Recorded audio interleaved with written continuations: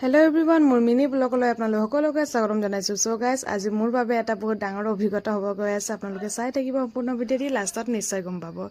আৰু অভিনয় যিহেতু কৰিব গৈ আছোঁ, তো ঘৰৰ পৰা মই কি সামগ্ৰী লাগে সেইখিনি আমি কালিয়ে কোৱাত আছিলে। তো মই ঘৰৰ পৰা দুটা টাপ লৈ যাম কৈছিলোঁ, চাইছিলে গাড়ীতে ভৰাই লৈ গৈ আছোঁ। আৰু মনত অলপ ভয় লাগিছে, কাৰণ ঘৰত কৰা অভিনয় আৰু 50জনৰ ওচৰত কৰা অভিনয়ৰ মাজত পাৰ্থক্য আছে।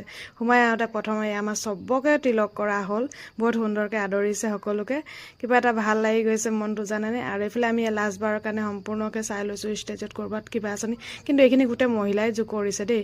আৰু ইয়াত মহৎ লোকৰ বাণী ইমান ধুনীয়াকৈ এটা লিখা আছিলে, চাইছেনে। বিশ্বাস ফল প্ৰেম, প্ৰেমৰ ফল সেৱা, সেৱাৰ ফল শান্তি, মাদাৰ টেৰেছাই কৈছিলে। আৰু ইয়াতে আমাৰ জুবিন দাক শ্ৰদ্ধাঞ্জলি জনোৱা হ'ব। তাৰপিছত এতিয়া প্ৰগ্ৰাম আৰম্ভ হ'বলৈ গৈ আছে। সকলো আচাৰ্যসকলে আহি গৈছে। আৰু এয়া হৈছে আমাৰ আইতা, দেখিছেনে। 70 বছৰ বয়সমান হৈ গৈছে, কিন্তু অনুমানতহে কৈছোঁ দেই।